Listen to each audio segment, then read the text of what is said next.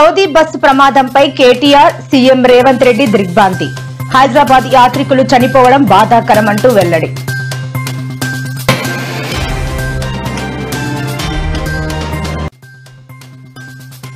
నేడు తెలంగాణ కేబినెట్ భేటీ, స్థానికంపైనే పలు కీలక నిర్ణయాలు తీసుకుంటున్నట్టు వెల్లడి.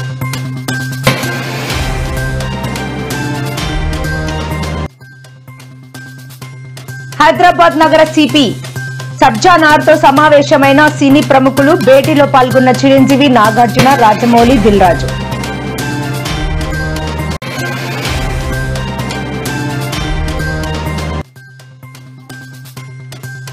బాలకృష్ణపై సంచలన వ్యాఖ్యలు చేసిన అంబటి రాంబాబు. మాజీ సీఎం జగన్ ని సైకో అనడం తప్పు కదా అంటూ మండిపాటు. ఏపీ రైతులకు గుడ్ న్యూస్, చెప్పిన ప్రభుత్వం అన్నదాత సుఖీభవ నిధుల విడుదల తేదీ ఖరారు చేసినట్టు వెల్లడి.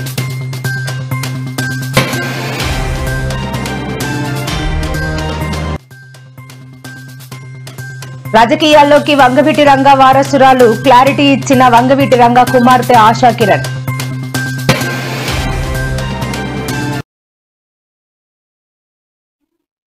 సౌదీ అరేబియాలోని బదర్ మదీనా మధ్య ముఫరాహత్ ప్రాంతంలో మదీనాకు 25 కిలోమీటర్ల దూరంలో యాత్రికులతో వెళ్తున్న బస్సు ఘోర ప్రమాదానికి గురైంది. ప్రమాద సమయంలో బస్సులో 46 మంది ప్రయాణికులుండగా ఒక వ్యక్తి ప్రాణాలతో బయటపడ్డారు. మిగతా 45 మంది మరణించినట్లు అధికారులు ప్రకటించారు. వీరంతా హైదరాబాద్ వాసులేనని తెలుస్తోంది. ఈ దుర్ఘటనపై బీఆర్ఎస్ వర్కింగ్ ప్రెసిడెంట్ కేటీఆర్ తీవ్ర దిగ్భ్రాంతి వ్యక్తం చేశారు. సౌదీ అరేబియాలో జరిగిన ఘోర బస్సు ప్రమాదంలో హైదరాబాద్ కు చెందిన అనేక మంది యాత్రికులు మరణించడం బాధాకరమన్నారు. వారి కుటుంబ సభ్యులకు ఎక్స్ వేదికగా ప్రగాఢ సంతాపాన్ని ప్రకటించారు.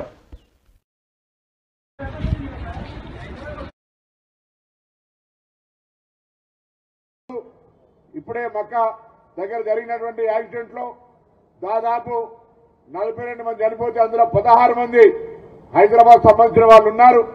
గౌరవ ముఖ్యమంత్రి గారు, ప్రభుత్వం అన్ని రకాల చర్యలు, గల్ఫ్ కోఆర్డినేషన్ కమిటీ అయినటువంటి వినోద్ గారిని, భీమిరెడ్డి గారిని కూడా ప్రత్యేకించి ఆ పనుల్లో పెట్టడం జరిగింది.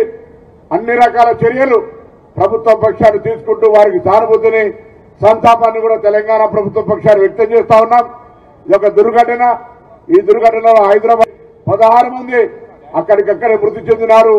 వారి మృతి పట్ల సంతాపాన్ని, సానుభూతిని వ్యక్తం చేస్తూ ప్రభుత్వ పక్షాన కూడా అన్ని రకాల చర్యలు తీసుకుంటున్నామనే మాట ఈ సందర్భంగా మనవి చేస్తూ,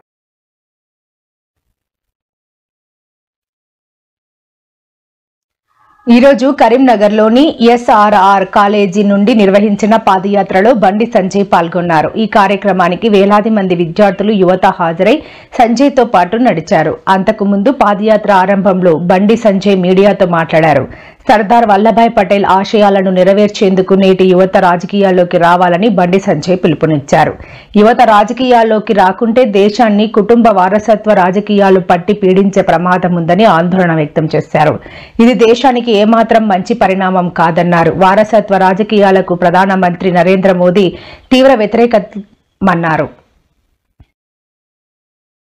సర్దార్ పటేల్ 150వ జయంతి ఉత్సవాలను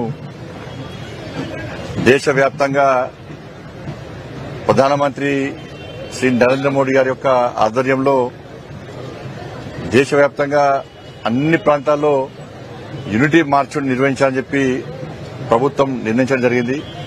దానిలో భాగంగా ఈరోజు కరీంనగర్లో ఈ యూనిటీ మార్చ్ను నిర్వహిస్తా ఉన్నాం.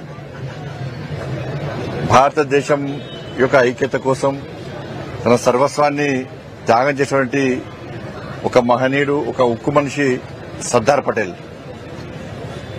ఇలా దాదాపు 560 సంస్థలను ఒకే జెండా కింద తీసుకొచ్చి ఈ దేశాన్ని ఏకం చేసినటువంటి మహనీయుడు సర్దార్ పటేల్. ఆ రోజు తెలంగాణను పాకిస్తాన్లో కలపాలని చెప్పి ఇవాళ నిజాం కుట్రలు పడుతున్న సందర్భంలో, స్వతంత్ర రాజ్యంగా ఉంచాలని చెప్పి కుట్ర పడుతున్న సందర్భంలో ఇవాళ నిజంగా సర్దార్ పటేల్ లేకుంటే ఇవాళ తెలంగాణ అనేది పాకిస్తాన్లో కలిస్తే ఇలా తెలంగాణ మరో పాకిస్తాన్ గానో మరో శ్రీలంక లాగానో మరో బంగ్లాదేశ్ లాగా ఆకలి కేకలతో ఇవాళ అల్లకల్లోలమే పరిస్థితి ఉన్న విషయాన్ని తెలంగాణ సమాజం గుర్తుంచుకోవాలి. మరి తెలంగాణ భారతదేశంలో విలీనం కాకుంటే, తెలంగాణకు స్వాతంత్ర్యం రాకుంటే, తెలంగాణ స్వతంత్రంగా ఉంటే తల్లి భారతమాత కడుపులో క్యాన్సర్లా ఉంటుందన్నటువంటి ఒక విషయాన్ని స్పష్టం చేసి ఆపరేషన్ పోలో పేరుతోని తెలంగాణకు విముక్తి కలిగినటువంటి గొప్ప మహనీయుడు సర్దార్ పటేల్. అందుకే సర్దార్ పటేల్ కు తెలంగాణకు ఒక అవినాభావ సంబంధం. మరి తెలంగాణ సమాజం ముఖ్యంగా సర్దార్ పటేల్ గుర్తించాల్సిన అవసరం ఉంది.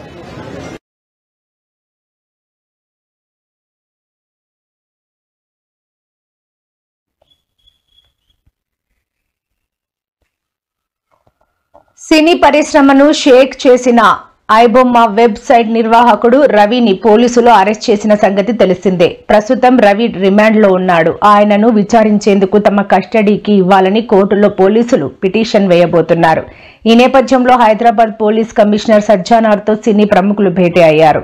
సమావేశానికి హాజరైన వారిలో చిరంజీవి, నాగార్జున, ప్రముఖ దర్శకుడు ఎస్ఎస్ రాజమౌళి, నిర్మాతలు దిల్ రాజు, దగ్గుపాటి సురేష్ బాబు తదితరులు ఉన్నారు. పోలీసుల పనితీరును ఈ సందర్భంగా సినీ ప్రముఖులు ప్రశంసించారు. అయితే ఈ విషయంపై చిరంజీవి, నాగార్జున మీడియాతో మాట్లాడారు. చీఫ్ సెక్రటరీ రామకృష్ణారావు సారు, మన డీజీపీ శ్రీధర్ రెడ్డి సారు, అందరూ అధికారులు అక్కడున్న పరిస్థితి పైన చాలా విచారం వ్యక్తం చేశారు. దిగ్భ్రాంతి వ్యక్తం చేస్తూ అన్ని ఆఫీసర్స్ అందరూ కూడా ఆదేశం ఇవ్వడం జరిగింది. కన్సర్న్ ఫ్యామిలీస్ తోని ఎవరెవరు వెళ్లారు, ఏముందని చెప్పి సమాచారం తెలుసుకోవాలని చెప్పి ఆదేశం ఇవ్వడం జరిగింది. మనం కూడా పోలీస్ యంత్రాంగ తరఫు నుంచి మన జాయింట్ సిపి అయిన తఫ్సీర్ ఇక్బాల్ స్వయంగా ఈ యొక్క దుర్ఘటన పైన వివరం కలెక్ట్ చేయడం జరుగుతుంది. సో మనం కూడా మన గవర్నమెంట్ ఆఫ్ ఇండియా ఆఫీషియల్స్ తోని, ఎంఈ ఆఫీషియల్స్ తోని, అక్కడ జడ్డాలో ఉన్న కౌన్సిల్ జనరల్ తో కూడా మాట్లాడడం జరిగింది. నేను కూడా మాట్లాడాను, మన ఆఫీసర్స్ కూడా మాట్లాడడం జరిగింది. త్వరలోనే అక్కడ ఎంతమంది ఆ బస్సులో ప్రయాణించారు, ఎంతమంది దుర్ఘటనకి గురి అయినారని చెప్పి మనము సమాచారం కలెక్ట్ చేయడం జరుగుతుంది. సో మొత్తం అక్కడ 46 మంది ఆ బస్సులో ఉన్నారని చెప్పి ప్రాథమిక సమాచారం మనకు తెలిసింది. దాంట్లో ఒక సర్వైవర్ ఉన్నారు, మొహమ్మద్ షోయబ్ అని చెప్పి, ఆయనకు ఐసీయూలో ట్రీట్మెంట్ జరుగుతుందని చెప్పి తెలిసింది. ఇంకా 45 మంది వివరాలని మనము తెలుసుకోవడానికి ప్రయత్నం చేస్తున్నాం. సో త్వరలోనే మనము దాని గురించి కూడా చెప్తాను. ఇక్కడికి వచ్చిన తర్వాత జరిగిన సంఘటన గురించి అందరం మాట్లాడడం జరిగింది. సో మొక్కకి వెళ్ళిన హైదరాబాద్ నుంచి, తెలంగాణ నుంచి వెళ్ళిన 46 మందిలో 45 మంది చనిపోయారని, ఒకరు ఐసీయూలో ఉన్నారని తెలియడం జరిగింది. వారందరి గురించి గవర్నమెంట్ తరఫున, police department and film industry తరఫున సంతాపం తెలియజేస్తూ ఒక 2 minutes వారి గురించి సంతాపం.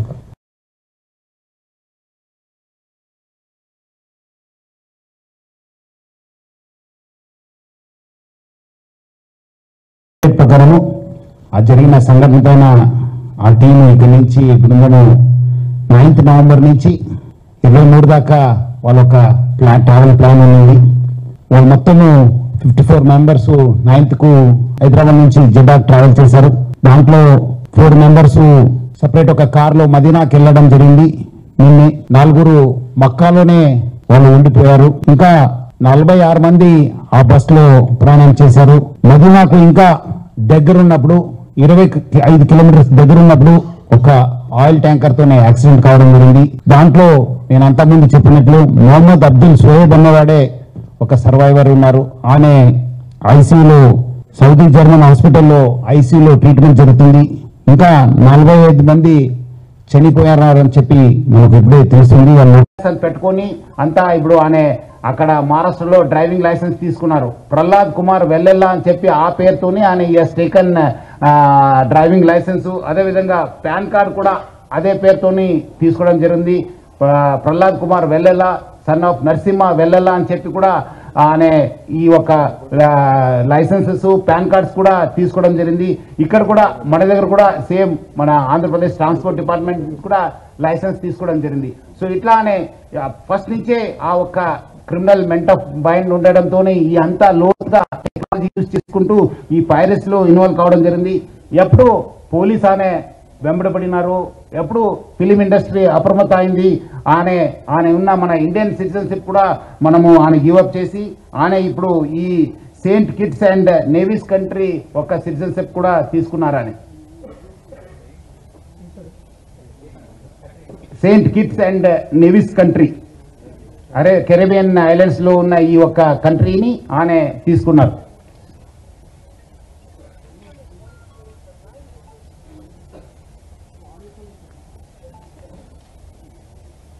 అదేవిధంగా ఆయన అక్కడ ఫ్రాన్స్లో ఉంటూ మొత్తము Netherlands, Switzerland, USA, Thailand, France, దుబాయ్లో బాగా తిరిగేవాళ్ళు. సో మొత్తం ఆయన ఈ ఒక్క వెబ్సైట్ డెవలప్మెంట్లో, డిజైనింగ్లో, హోస్టింగ్లో చాలా అంటే చాలా ఎక్స్పర్ట్. అంటే చాలా సంవత్సరం నుంచి ఆ ఒక విద్యాన్ని నేర్చుకొని ఈ ఒక నాలెడ్జ్ని పెంచుకొని అంతా. ఐ రిమెంబర్ మా ఇంట్లో కూడా, మా ఫ్యామిలీలో కూడా just about 6 months back 7 months back ఇదే జరిగింది. ఆల్మోస్ట్ ఇంట్లో ఫ్యామిలీ మెంబర్ని ఒక డిజిటల్ అరెస్ట్లో ఆల్మోస్ట్ 2 days పెట్టారు. ఇదే సేమ్ ఒక ఆర్గనైజేషన్ ఇస్ డన్. సో వాళ్ళు ట్రాక్ చేస్తారు, వీక్నెస్ చూసుకుంటారు, ఎలా పట్టుకోవాలి, వీళ్ళని ఎలా చేయాలి అని చేసి, and they have all the details, credit card account details, everything. And కేవలం మనం తెలియకుండా ఏదో ఒక వెబ్సైట్ ఏదో దొరికింది, ఇది ఇంట్రెస్టింగ్గా ఉందని చెప్పి వెళతాం. ఇది సినిమాలు చూపించడం అనేది it is a big trap. అది వాళ్ళకేదో మీకు ఫ్రీగా సినిమాలు చూపించాలని కాదు, వాళ్ళకి దీని వెనకాల చాలా పెద్ద ప్లాన్ ఉంది. to make thousands of crores. This 20 crores అన్న సజ్జనార్ గారు అన్నది is a very small amount వాళ్ళకి. అండ్ 3 కోట్లు దొరికిందన్నారు, నాకు తెలిసి వాళ్ళకి జస్ట్ చేంజ్ అది. సో స్కీమ్ ఆన్ లైన్ వచ్చిన కానీ వాళ్ళు 1 సెకండ్లో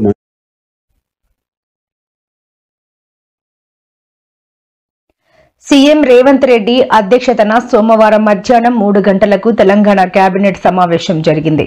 ఈ సమావేశంలో స్థానిక సంస్థల ఎన్నికల నిర్వహణ, బీసీల రిజర్వేషన్ల అమలుపైనే ప్రధాన చర్చ జరిగినట్టు సమాచారం.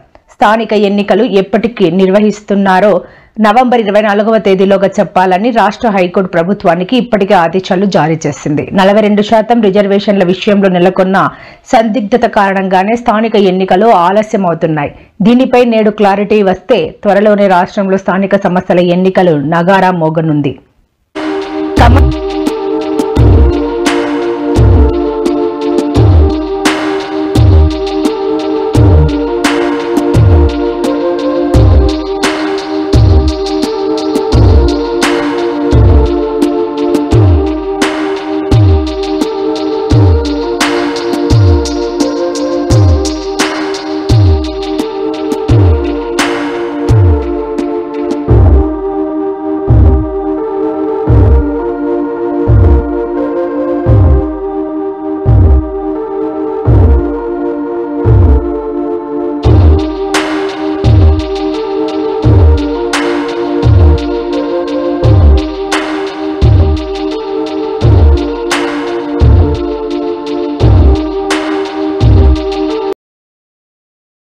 జిల్లాలోని ఎర్రుపాలెం మండలం జమలాపురంలో కవిత పర్యటించారు. పలు కార్యక్రమాల్లో ఆమె పాల్గొన్నారు.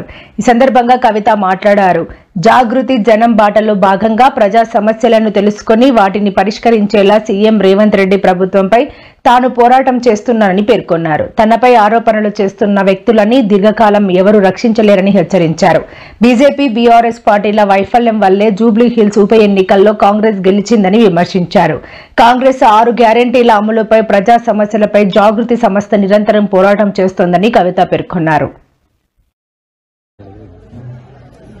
పార్టీ మొత్తం స్పందించాలి. పొద్దున ఖమ్మంలో ప్రెస్ మీట్ పెట్టినప్పుడు చెప్తాను. జనరల్ గా ఎప్పుడు ఎవరి మీద విమర్శ వచ్చినా, నా మీద వచ్చినా, ఏ వ్యక్తి మీద విమర్శ వచ్చినా వాళ్ళంతటి వాళ్ళు ప్రజలకు చెప్తున్నారో చెప్తలేరని ప్రజలు కూడా గమనిస్తారు. సరే, మనకి ఇప్పుడు 100 మాగదులు ఉండొచ్చు, వారంతా మా కోసం మాట్లాడతారు, మమ్మల్ని ఏదో రక్షిస్తారు అనుకుంటే నిరంతరం అది కుదరదు. ఆరోపణ మన మీద వచ్చినప్పుడు చెప్తాం. అది ప్రజా జీవితంలో క్లీన్ కాన్షియస్నెస్, క్లియర్ మైండ్ ఉన్న వాళ్ళు చేసేటటువంటి పని. అలా కాకుండా ఇక పీ మీద పెట్టి తిప్పిస్తాం, పిట మీద పెట్టి తిప్పిస్తాం వాళ్ళతో. కార్యక్రమంలో భాగంగా ఈరోజు ఖమ్మం జిల్లాకి రావడం జరిగింది. మరి హైదరాబాద్ టు ఖమ్మం జర్నీని మొత్తం మదిరను ఎంటర్ అయిన ఖమ్మం జిల్లాలో ట్రైన్ లో అందరితో కలిసి రావడం చాలా సంతోషాన్ని ఇచ్చింది. సాధారణ బోగీలు మరియు రైలు ప్రయాణంలో ప్రయాణికులు ప్రజలు పడేటటువంటి కష్టాలని గమనిస్తూ అందరినీ కూడా కలుస్తూ మాట్లాడుకోవడం జరిగింది. రైల్వే స్టేషన్ల పరిస్థితి, ట్రైన్ పరిస్థితి, సామాన్య ప్రజలు ఎదుర్కొనేటటువంటి ఇబ్బందులు చూసుకోవడం కోసమే జనంబాట కార్యక్రమం పెట్టాం కాబట్టి ఈ నిర్ణయం తీసుకోవడం జరిగింది. రేపు ఎల్లుండి 2 రోజులు కూడా ఖమ్మంలో ఉంటాం. అన్ని నియోజకవర్గాలు ఖమ్మం జిల్లాలో ఉన్నటువంటివి నియోజకవర్గంలో అనేక సమస్యలు మా కమిటీల రూపంలో, వాట్సాప్ల రూపంలో, సోషల్ మీడియాలో పెడతా ఉన్నారు చాలా మంది. మరి ఆయా సమస్యలను ప్రభుత్వం దృష్టికి తీసుకెళ్లి పరిష్కరించడానికి మా వంతు ప్రయత్నం మేము చేస్తాం. దాంట్లో భాగంగా జాగృతి కార్యకర్తలందరం కూడా జనం బాట పట్టడం జరిగింది. మరి జనం బాట కార్యక్రమం తమ సమస్యలను దృష్టికి తీసుకురావాల్సిందిగా ప్రజల్ని విజ్ఞప్తి చేస్తా ఉన్నాం. ఎక్కడికి వెళ్ళినా ఆ సమస్యల మీద పోరాడడం, రాజీ లేకుండా పోరాటం చేయడం అనేది జాగృతికి అలవాటు. కాబట్టి ఏ జిల్లాలో అయితే కవర్ చేస్తూ వచ్చామో ఆయా జిల్లాలలో మేము లేవనెత్తిన సమస్యల మీద తక్షణమే అధికారుల నుంచి, ప్రభుత్వం నుంచి స్పందన రావడం అనేది ప్రజాస్వామ్యంలో ఒక మంచి పరిణామం. నిన్న మేము నల్గొండకి వెళ్ళాము. అక్కడ నక్కలగండి ప్రాజెక్టుకి వెళ్లి ఖచ్చితంగా కలెక్టర్ గారు రావాలి, ఆ తండాకి భూ ఇబ్బంది పడుతున్నారని చెప్తే నిన్న కలెక్టర్ గారు అక్కడికి వచ్చారు. మిర్యాలగూడలో అక్కడ రైస్ మిల్లర్స్ డిమాండ్స్ చెప్పాము. దానికి ప్రభుత్వం సానుకూలంగా స్పందించింది. నిజామాబాద్ నుంచి మొదలు పెడితే ప్రతి మేము కేవలం ప్రజలకు నిజంగా ఆన్ ద గ్రౌండ్ ఉన్న సమస్యలు లేకుండా ఉన్నాం కాబట్టి అవి కూడా ప్రభుత్వం పరిష్కరించడానికి ముందుకు వస్తుంది. సో ఈ జనంబాట కార్యక్రమం only issue is people's issue, నుంచి ఇంకో ఎజెండా లేదు. Thank you. జై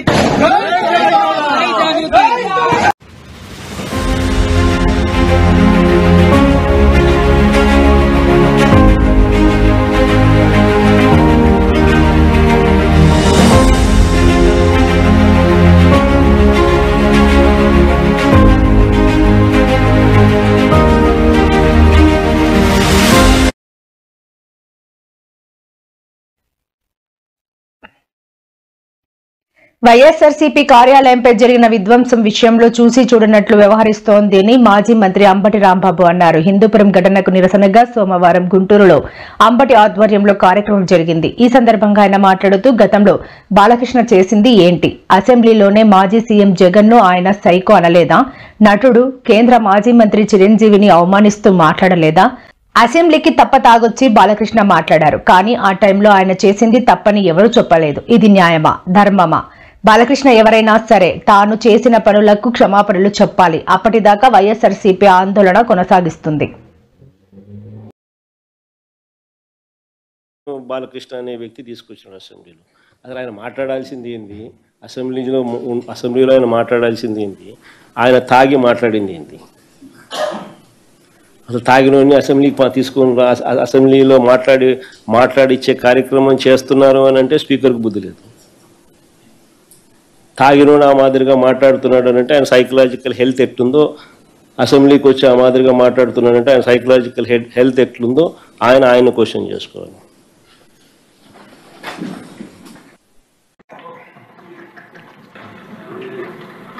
అధ్యక్ష, ఇందాక గౌరవ శాసనసభ్యులు కామినేని శ్రీనివాసరావు మారుతూ అప్పుడు అందరూ ఇండస్ట్రీ కలవడానికి వెళ్ళినప్పుడు సైకో గారిని చిరంజీవి గారు గట్టిగా అడిగితే అప్పుడు ఈయన వచ్చాడంది అబద్ధం. గట్టిగా ఎవడు అడగలేదు అక్కడ. అది మీరు అన్నారు ఇందాక, ఏదో గట్టిగా అడిగితే ఈయన వచ్చాడు మళ్ళీ కలవడానికి, లేకపోతే ఏదో సినిమా డైలాగ్ పిలిపించాడు కలవమన్నారు అని. జరిగినటువంటి సంఘటన ఇది హిందూపురం చరిత్రకే మాయని మచ్చ. ఇలాంటి సంస్కృతి మా హిందూపుర వాసులది కాదు. ఇప్పుడు చెప్తున్నా, మీరెక్కడి నుంచినో వచ్చి లేనిపోని సమస్యలు సృష్టించి మా హిందూపుర ప్రజల శాంతియుతాన్ని, హిందూపుర ప్రజల మనోభావాల్ని దెబ్బతీసి ఈరోజు చేసినటువంటి మీ చర్య పిరికి పంద చర్య అని చెప్పేసి నేను ఈ సందర్భంగా తెలియజేస్తున్నా. ఈరోజు హిందూపుర నియోజకవర్గంలో మధ్యాహ్నం దాదాపు 3:50కి టీడీపీ కార్యకర్తలు ఒక 50 నుంచి 70 మంది వచ్చి ఆడ ఉన్నటువంటి లీడర్స్ మరియు పిల్లలు ఎవరైతే ఉన్నారో వాళ్ళపైన దాడులు చేసి వాళ్ళ షర్ట్లని చింపి వాళ్ళకి బెదిరింపులు వేసి కార్యాలయం లోపల ఉన్నటువంటి వస్తువులు ఏదైతే ఉందో విగ్రహాలు మరి ఫోటోస్ అన్ని పగలగొట్టి దాడికి పాల్పడి ఈరోజు మీ గుండాయిజం ని ఈరోజు టీడీపీ వాళ్ళు నిరూపించుకున్నారు.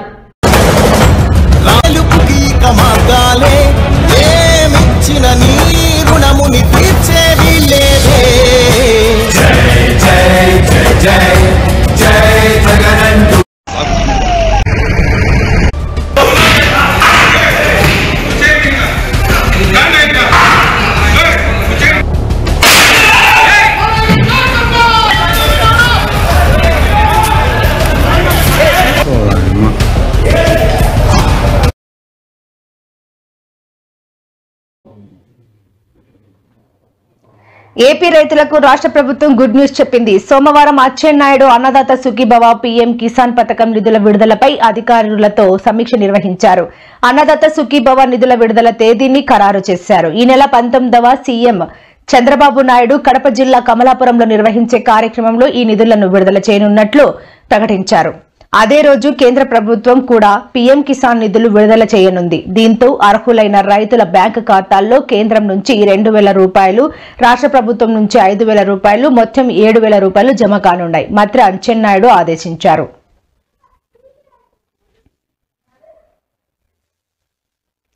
నిత్యం రాజకీయాలు ఫాలో అయ్యే వారిని దివంగత కాపు నేత వంగవీటి రంగా గురించి ప్రత్యేకంగా పరిచయం చేయాల్సిన పని లేదు. మాస్ లీడర్ గా రాజకీయాల్లో తనదైన ముద్ర వేసుకున్నారు. ప్రస్తుతం ఆయన కుమారుడు వంగవీటి రాధాకృష్ణ రాజకీయాల్లో కొనసాగుతున్నారు. తాజాగా పొలిటికల్ ఎంట్రీపై వంగవీటి రంగా కుమార్తె ఆశా కిరణ్ స్పందించారు. విజయవాడ బందరు రోడ్డులో ఉన్న వంగవీటి రంగా విగ్రహానికి ఆశా కిరణ్ నివాళులు అర్పించారు. ఆ తర్వాత మీడియాతో మాట్లాడారు. ఇక మీదట తాను రంగా ఆశయ సాధన కోసం కృషి చేస్తానని హామీ ఇచ్చారు.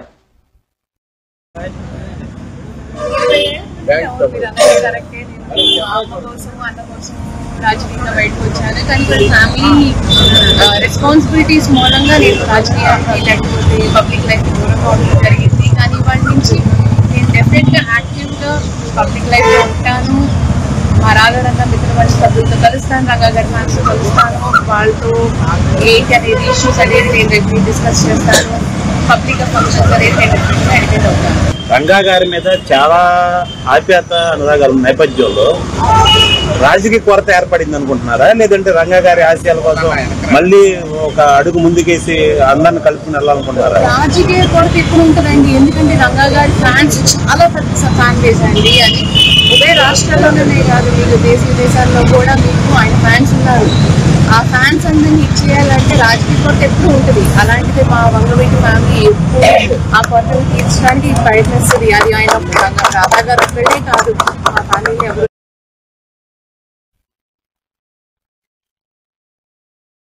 వైసీపీకి శ్రీ సత్యసాయి జిల్లా మడకశిర ఎమ్మెల్యే ఎంఎస్ రాజు తీవ్ర హెచ్చరికలు జారీ చేశారు. తన అభిమాన నటుడు హిందూపురం ఎమ్మెల్యే బాలకృష్ణ జోలికి వస్తే చర్మం ఒలిచేస్తామంటూ మాస్ వార్నింగ్ ఇచ్చారు. తాను బాలయ్య అభిమానిగా ఈ హెచ్చరిక చేస్తున్నానని ఆయన స్పష్టం చేశారు. హిందూపురంలో బాలకృష్ణపై కొందరు వైసీపీ నేతలు అనుచిత వ్యాఖ్యలు చేయడంతోనే ఈ వివాదం మొదలైందని రాజు పేర్కొన్నారు. నందమూరి బాలకృష్ణ గారిని ఉద్దేశించి మాట్లాడుతూ తాగి అసెంబ్లీలోకి రావడం, వచ్చి మాట్లాడడం తప్పనే విధంగా మాట్లాడడం జరిగింది. బాలకృష్ణ గారు అసెంబ్లీకి వచ్చే ముందు అందరూ కూడా తిరగబడతారని కూడా ఈ సందర్భంగా హెచ్చరిస్తా ఉన్నా. మంచితనానికి మారుపేరు. తన పనేదో తను చేసుకొని పోయే రకం తప్ప నీలాగా తండ్రి అధికారాన్ని అడ్డం పెట్టుకొని, పార్టీని అడ్డం పెట్టుకొని అవినీతి అక్రమాలు దుర్మార్గాలు చేసి కేసులు ఉన్నటువంటి వ్యక్తి కాదు బాలకృష్ణ గారు. ఇంకొకసారి బాలకృష్ణ గారి మీద మాట్లాడితే జగన్మోహన్ రెడ్డి పద్ధతిగా ఉండదని చెప్పి సందర్భంగా బాలకృష్ణ అభిమానిగా హెచ్చరిస్తా ఉన్నా. అదేవిధంగా రేపు మడకశిర నియోజకవర్గంలో డాక్టర్ బాబాసాహెబ్ అంబేద్కర్, బాబు జగజ్జీవన్ రామ్ల విగ్రహ ప్రతిష్ఠ కార్యక్రమానికి ఆంధ్రప్రదేశ్లో ఉన్నటువంటి దాదాపు 20 మంది దళిత శాసనసభ్యులు, 3 ప్రభుత్వ విప్పులు, 2 ఎంపీలు హాజరవుతారు. ఈ కార్యక్రమాన్ని జయప్రదం చేయాల్సిందిగా విజ్ఞప్తి చేస్తాం. హిందూపురంలో కొందరు చిల్లర వెధవలు బాలయ్య గురించి మాట్లాడారు. దీంతో ఆవేశానికి లోనైన మా కార్యకర్తలు వైసీపీ కార్యాలయంపై దాడి చేశారు.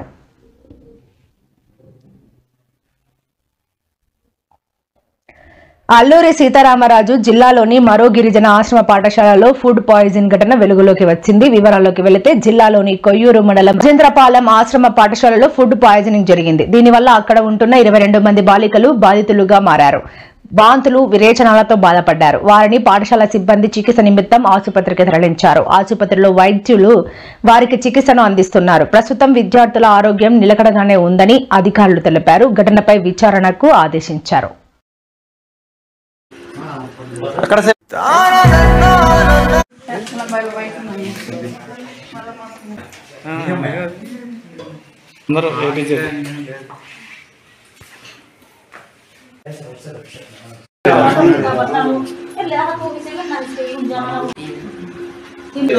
తీసుకెళ్ళారు.